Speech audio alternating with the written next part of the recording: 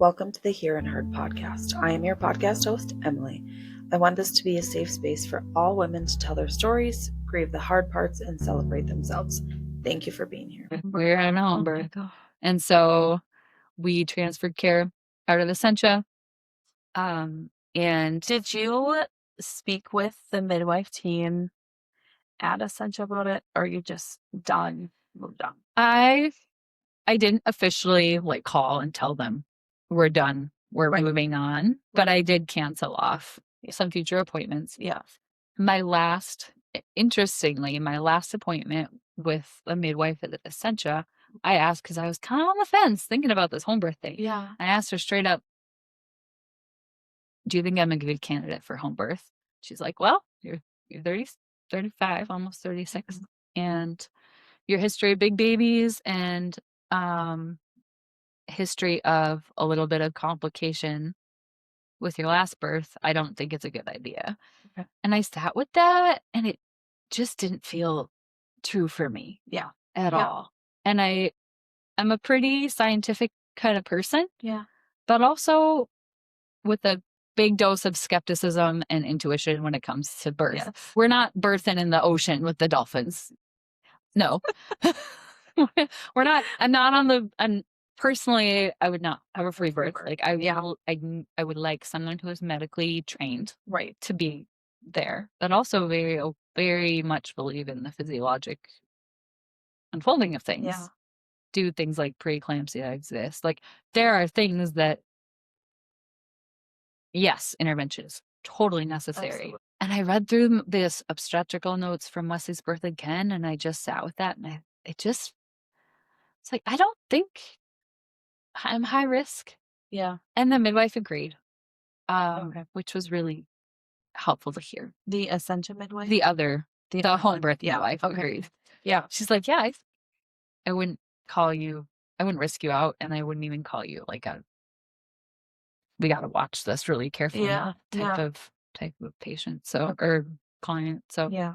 But anyway, that's how I left Essentia.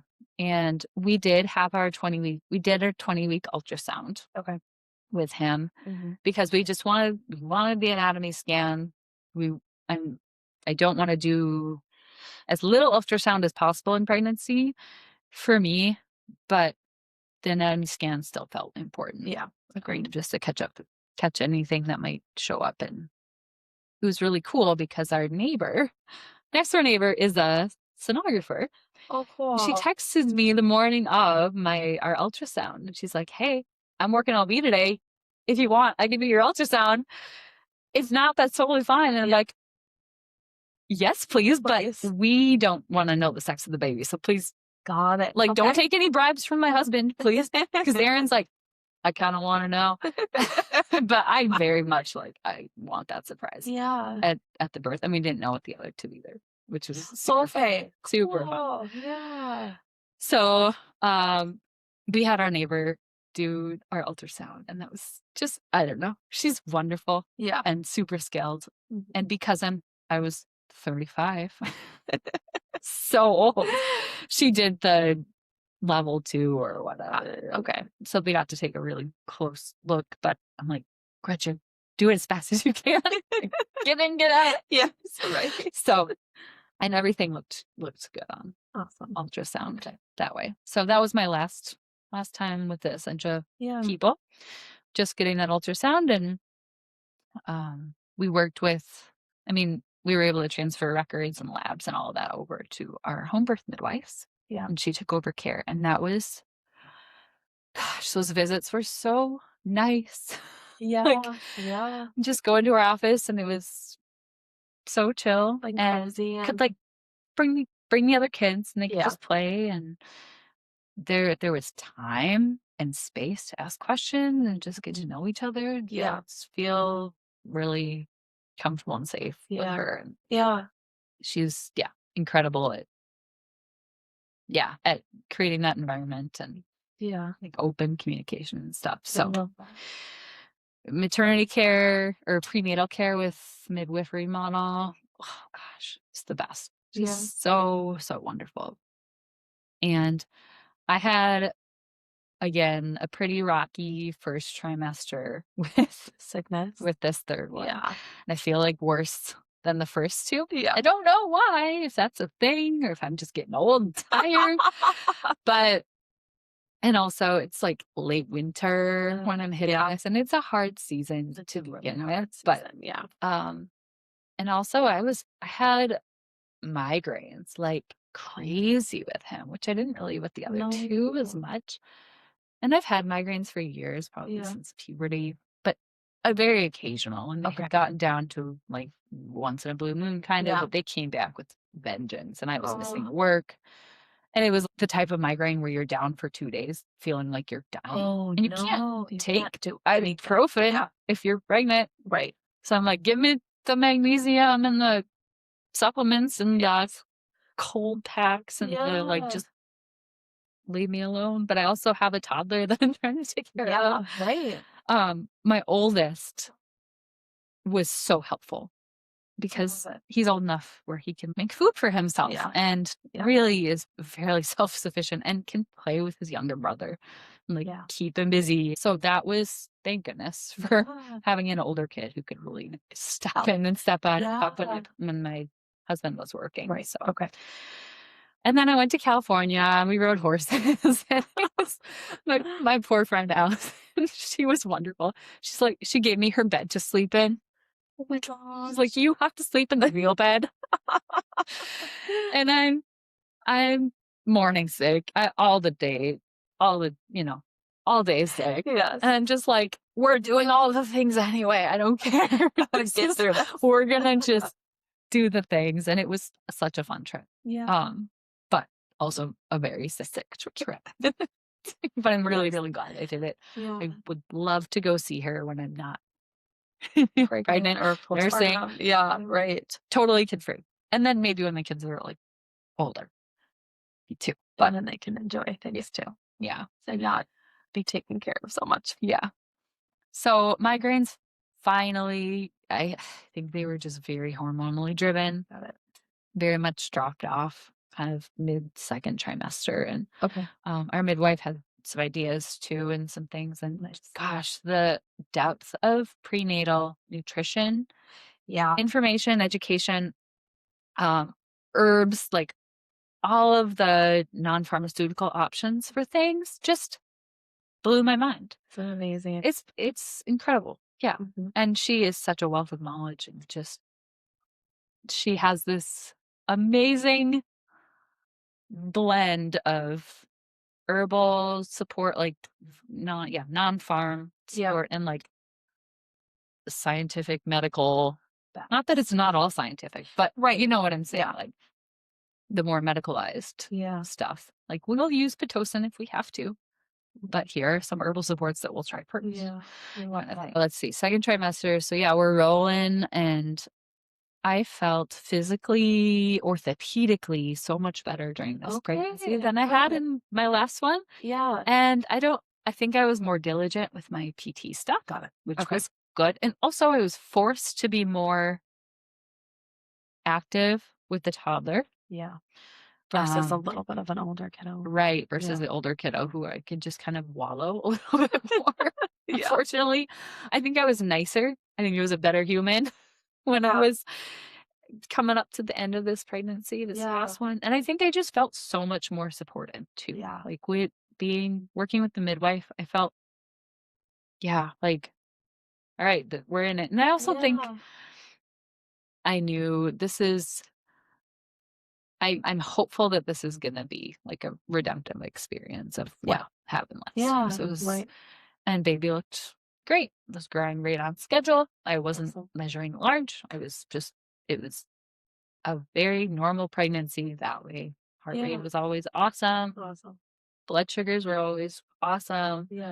Third trimester was kind of fun, actually, which it's exhausting and all that. But compared to one where I could barely walk, could barely get dressed, do stairs, it felt like, oh yeah, I may be older, but my body's doing great.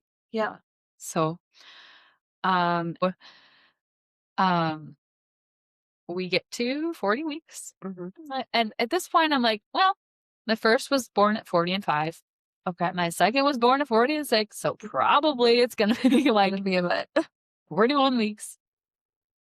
So I was not expecting anything to go early, certainly. And I was not expecting on time. So we hit 40 weeks and I'm like, yeah, I got some days left, I'm sure. So we're doing our thing. We're going out to the playground. Like we're, living life with a toddler. Yes. Yep. Feeling pretty good. And had some prodromal labor. Okay. I think it was 2 nights before the real thing.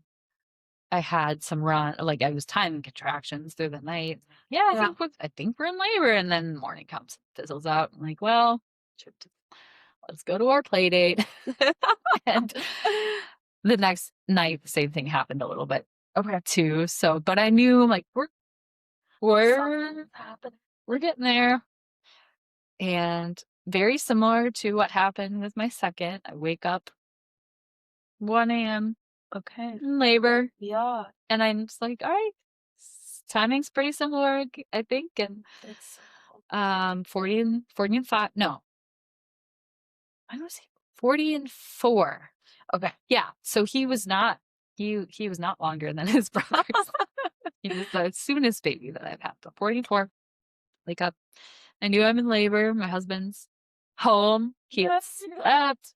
Oh, he was sleep deprived going into this thing, which was great.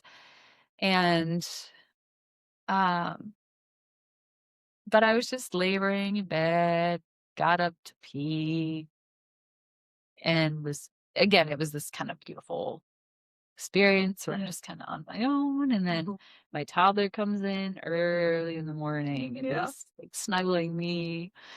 And at this point, Aaron knows, like, okay, so where it's happening, but it's early yet. I think they were still once every 5 minutes, pretty much, but handling them just fine. Yeah. And this time I had done a lot more. Okay. Like I did a lot of hypnobirthing stuff and a lot more breath work, like true breath work practice and stuff. And I did a lot of learning we did a lot of spitting baby stuff and body ready method. So I felt like I had a really good grasp on how does that baby work with the mom to make its way through the pelvis.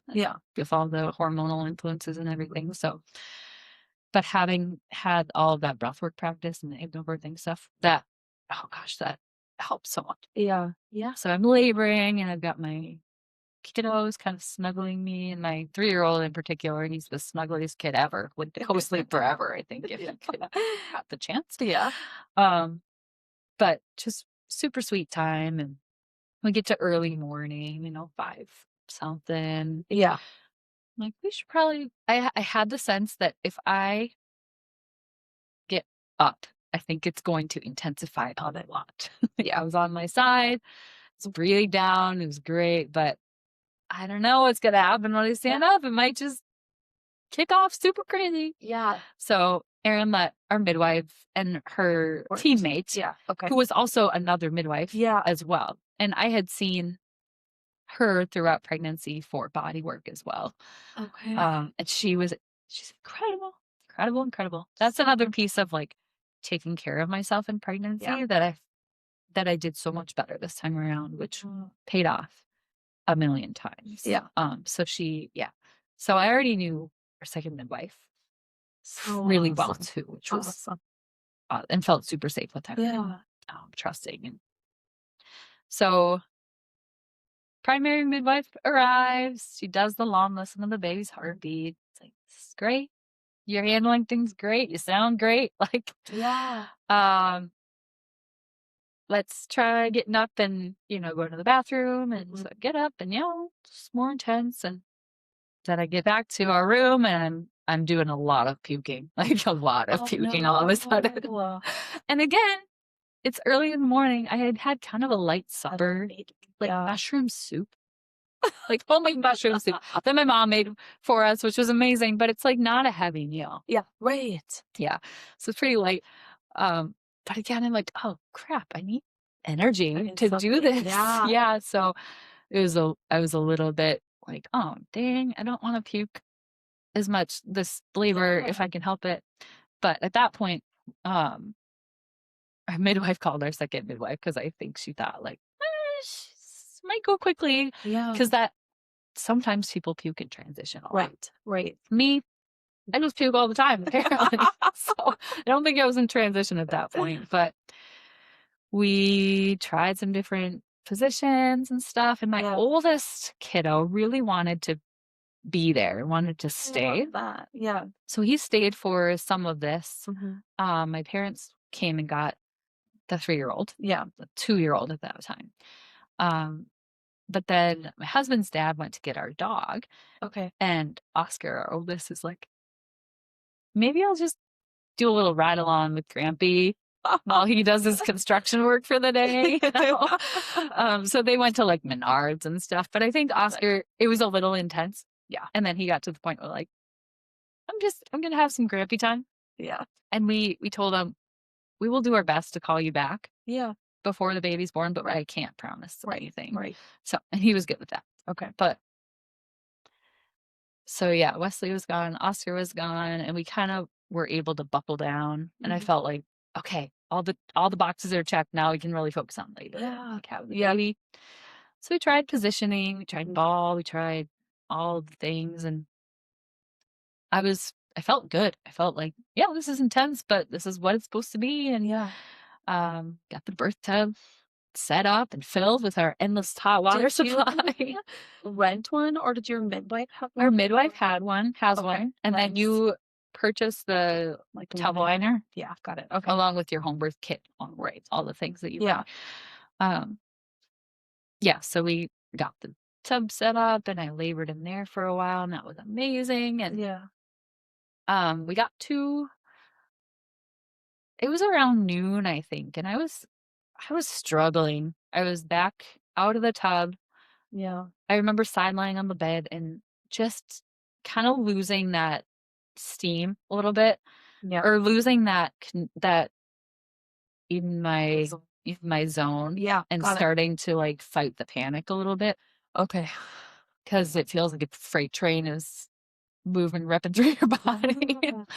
But I was still hanging on with the breath work and the hypnobirthing, but just barely by a thread. And I remember like squeezing my midwife's hand during contraction, like, oh no. And they were incredible. So they're like, we need to try something different. I really want you to get up, and we're gonna do some forward leaning inversion. Okay. Off the futon. Yeah. We're going to do some contractions there, and then we're going to stand up and we're going to do a belly lift. We're going to do 10 contractions there. Okay. And we did, and it was awful. I mean, we went up and down the stairs a few times. Yeah. But just getting me out of that place of I'm riding the line of panic to these are we're not forcing you to do anything. We're not saying you got to do this or else, but like these are some things that what in our experience help in a time like this. Yeah. And they totally did. And it was just a positioning thing with the baby. Yeah. So we did the forward leaning inversions and the belly lifts, and it was all very intense. And it totally helped get things moving, get them positioned a little bit better. She hadn't checked me at all at this point. She offered at this point, like, let's just see after we did those things. Let's just see where baby's at. Yeah. And that might inform where we go from here. And so I was 9. I was like, thank God this is transition, because I was hoping that I can't do this anymore. But she's like, you're 9 really stretchy to 10. Like, you're good, but he's a little bit high. And again, he's asynclitic. Like, he's a little bit tipped. Yeah. So we did some more positioning things, and I, again, stood up. I had to get like my body just needs to be in standing, I guess, to like have the babies come out. But I was up with my husband, hanging on my husband, and I could feel like, okay, things are that same feeling of things are moving. And so we got in the tub, and it didn't take very many pushes. And I'm pushing, and then his head is there, and then I was super freaked out of tearing again. Like, what, especially, what's that going to feel like without any epidural on the floor? Like, totally unmedicated. But honestly, once I could feel, okay, I'm having this baby. Yeah. I was like, we're just doing it. Like, and my body did it for me too. I had that nice fetal ejection reflex, which was so fun to feel that. Yeah. All the way. My body's doing it. And I can't stop it. So his head came out and I'm like over the side of the tub. Yeah. Right. Baby's head is underwater. Yeah. You have to water birth. Yeah. And they've been listening the whole time. The Doppler, and he's sounded perfect the whole labor. Head comes out, and normally there can be a pause, right? But there was more of I did a couple more contractions, and he wasn't fully born. Got it. And so Chandra's like, my midwife's name is Chandra. It's probably fine. Like, share their names, right? Because they're incredible. Yes, I think. What's her last name? Fisher. Okay, so she works at the Nurture Collective. Yeah. Now, oh my God, she's so cool. Yeah, her second midwife is Maria, and she's yes. The most incredible. Okay, what a small world. Best, yeah. And I don't think there's many home birth midwives in Duluth right now either. Yeah. It's like the maybe a handful of others, but anyway, so Chandra's like, and we had talked through all of this in our prenatal visits too. Yeah. Like, this is what could happen. Mm-hmm. This is what I'm going to do if this happens. Yeah. So nothing was a surprise. Yeah. Which was super helpful because I knew, okay, we're going to try some different stuff to get the rest of the baby born. Yeah. And it sounds insane to be like, baby's head is out and then you're moving and doing something else. Yeah. But you just, I don't know, my body was just like, oh, okay, we're doing it. So we came up into a runner's lunge. We tried one more contraction. There, he still wasn't born. And of course, my mind is like, crap, is this a shoulder dystocia? Yeah. Which I hadn't had any of that with my first two. You know, they were very big kiddos. Mm-hmm. No shoulder dystocia. But Chandra's like, yep, we're getting out. So I get out of the top and I get down so she can see what's going on. Got it. Okay. And he just had a loop of cord that was preventing him from making that because they come out and then they have to do a turn. Yeah. Like a little rotation to get the rest of them to come out. Okay. And he was he was just caught up in his cord enough that, because she said when his head was out, like, she saw him try to do that restitution. Interesting. But then he went back. And she's like, eh. She said right away I knew it wasn't a shoulder dystocia because he wasn't turtling or anything like that. But it was something funky. And all she had to do is she slipped that cord to where it wasn't hanging onto it or keeping him from doing that. And then he just did it and came out. And he was a little bit more he didn't come out screaming in pink like my second baby did. Yeah. He came out more purple, definitely grimacing and moving, but not immediately just crying. Got it. Okay. And that it didn't freak me out at all because I was like, well, water birth. Right. That could happen a little. And even though he was a half water, half birth. Right. But I was like, oh, I can take a little bit longer to come around. That's totally normal. Yeah. My husband did not, I don't think he had remembered that as much because he was a little bit more freaked out by it. Okay. But the midwives, they took him. He was on my chest. Yeah. And Chandra's like, we're going to go just give him a couple breaths. So they put him on the resuscitation cradle, just gave him a little bit of, it wasn't hardly anything. Yeah. With the ambu bag. And then he was right back on my chest. And he was pinking up and crying and doing the thing. Yeah. So it took him a little bit longer to transition. Got it. But he was totally fine. And then placenta for third stage, they wound up giving me a shot of Pitocin just because it was a lot, kind of a lot of bleeding right away. Yeah. Which I was fine with. But the after pains were maybe the worst part of that, which wasn't my experience with the first two either. Maybe because of the epidural. But So when you do home birth, did they like do the fundal massage? they did a little bit, Okay. just because they wanted to make sure that it was really contracting. Because of where baby was on my chest, he was kicking me in the stomach pretty vigorously. And then they're like, "That's great," and I'm like, "This is not great," but okay. but he, he's doing his like nursing rooting thing and kicking and kind of stepping into my belly. And so that helped too. Yeah. They didn't do any aggressive fundal massage or anything like that. So, and it was managed really quickly. Okay. And it wasn't even like a hemorrhage. It was just enough bleeding that they didn't want to wait and do expectant management with the placental delivery. They wanted to get her, get her out. And that was totally fine with me. And again, something that they had talked with us about beforehand. So we knew all of what was going to potentially happen. Yeah. Which was so nice. Did you tear? I did. Okay. Yeah. Because that, again, one of my biggest fears was like a giant tear. Yeah. Unmedicated. But honestly, I had no idea. And it tore it opened along the scar. So it didn't even hardly bleed. Oh. And both John and Maria are like, yeah, we were watching and it looked like it just opened, but it was like, what is that? It was scar tissue that it went down a lot. Yeah. It was not super painful. Like I didn't feel it. Okay. And they thought initially it was like at grade 2. Yeah.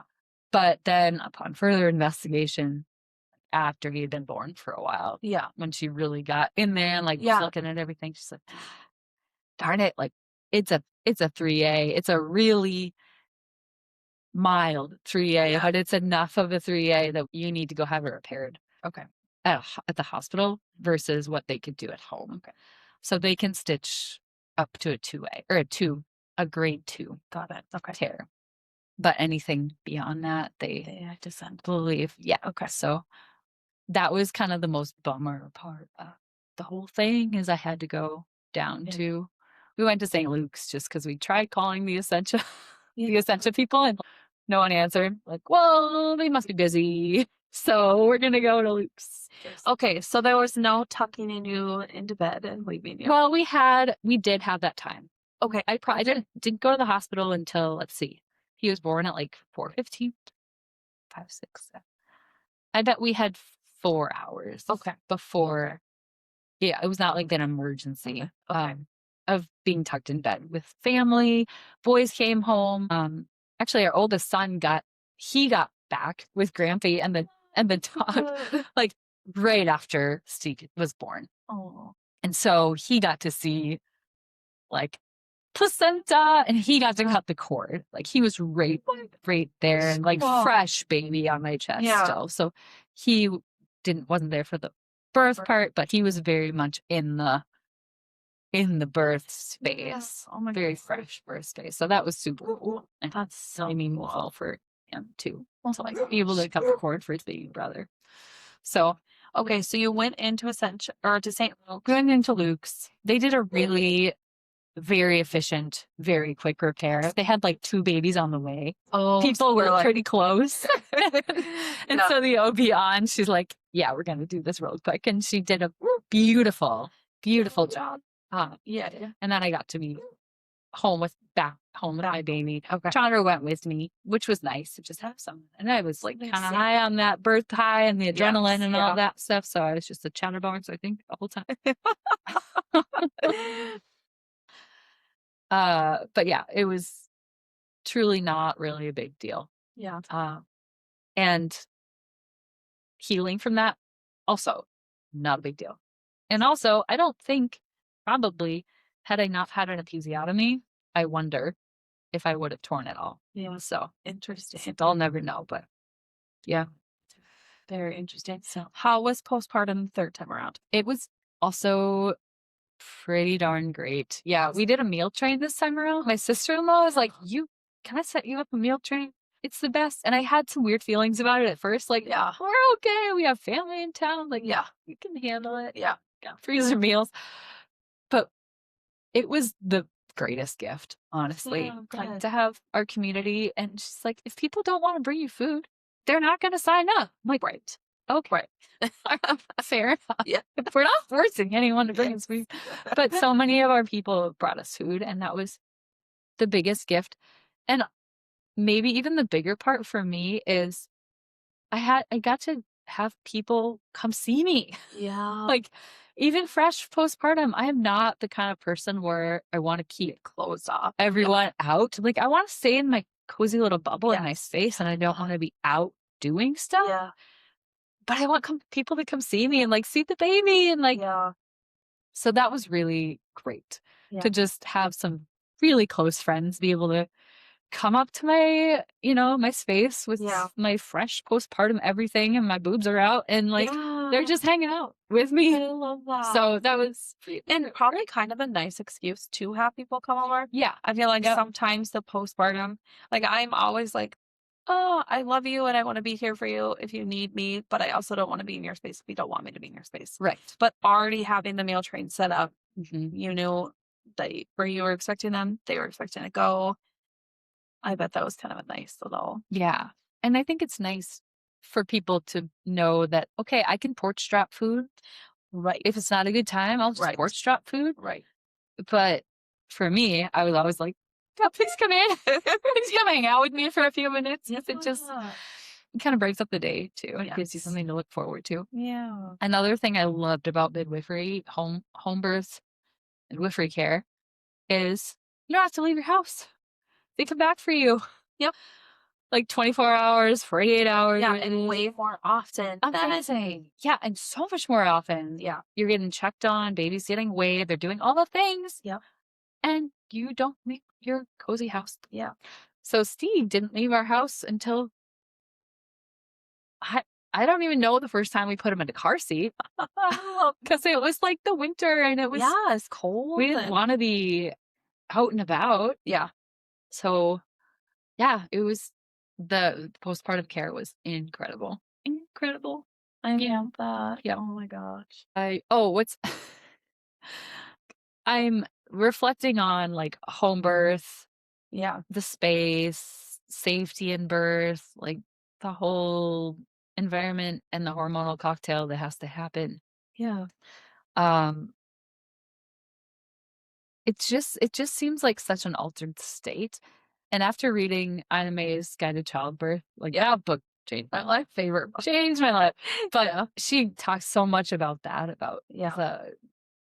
the environment and safety and how it is such an open, vulnerable state. And Yeah. I wrote down Stig's birth story right away Mhm. after he was born because I know things just leave your memory. They do. And then before I came here, like Yeah. last night, I read through my birth story that I had written down. And it's kind of like when you have a dream and it's super vivid. Yeah. And then you write it down and then you go back to it like And it's like, later and you're like, wait, what? what Yeah. was that? Yeah. So I don't know. It's just that really, so the difference between an unsafe, fearful kind of feeling birth Yeah. with a lot of pressure and a lot of unknowns Mhm. and a lot of strangers versus a very protected, safe space, even with a little bit of a scary moment here at the end. With Right. the kind of like, Yeah. gosh, that could have felt so different in the wrong, if it was handled in the wrong Yeah. way. And I can very much see how when people have hard things happen in their birth, it can be traumatizing or Yeah. it can not be traumatizing based on the safety and the people who are there. Right. And the So- reactions of And the provider. reactions. For sure. Yeah. For sure. So if I could go back and do 3 home births, I think I would. But Yeah. also I like very much appreciate the journey that I went on with all Yeah. 3 of Yeah. them and how different they all were. Mhm. And but man, home birth it's wild. It's wild and unlike anything else.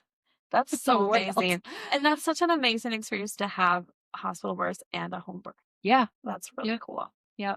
And I know some people have great hospital experiences as well. Right. And you can very much have that safe feeling experience in a hospital, and a lot of people feel more safe in a Yeah. hospital than Yeah. in their home for whatever reason. But for me, yeah, being able to be in my space was just, Yeah. and to observe my body doing its thing too, and have a lot of trust in my body to do its Yeah. thing was Yeah. just the coolest. That's so amazing. And to get through like the moments where you're fighting off panic a little bit Yeah. and to get to the other side of that and still be in your home and Yeah. feel a safety net. One thing that Maria said to me when I was in the depths of that transition time and Yeah. like, I don't think I think I'm slipping. Yeah. And I said to her, like, I don't think I can do this much longer. And she just said, we just do them one at a time. And that I held on to that so hard. We just do them one at a time. Right. Because it was so true. Yeah. And Right. it's just, and I think that sets you up so well for motherhood too. Because number one, you don't have control. There's a lot of surrender involved in motherhood.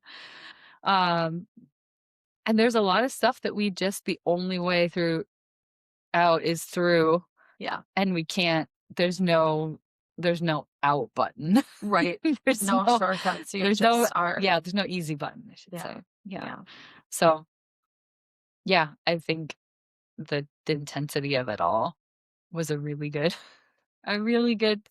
way to enter into motherhood. Yeah. I love that. Yeah. Okay. One more question for Yeah. you. So what do you want your children to know about your journey to becoming their mother? Gosh, I thought about this question so much. And I'm like, this is such a big question. I want them to know that there's so much love. And even though all of them had very different paths, Yeah. I am so honored to be the one to bring them into the world. And each one of them has taught me so much. Yeah. And like, so cool to work together with your baby to get them here. Yeah. Because it is very much a dance between mom's body, baby's body. Like you're doing it together. Yeah. So that's love what I have to say about that. I love that. Well, thank you so much. Yeah. Thanks for having me here. I was so nervous. Yeah, I think that's normal. Yeah. I want to tell my birth stories, but every time I do one, Yes. I'm like, I don't know. I'm nervous. That's weird. Yeah. Well, now I need to. it's your turn. Yes. It's your turn. Yeah. Well, thank you so much. Thank you for making this space. Yes. Super cool.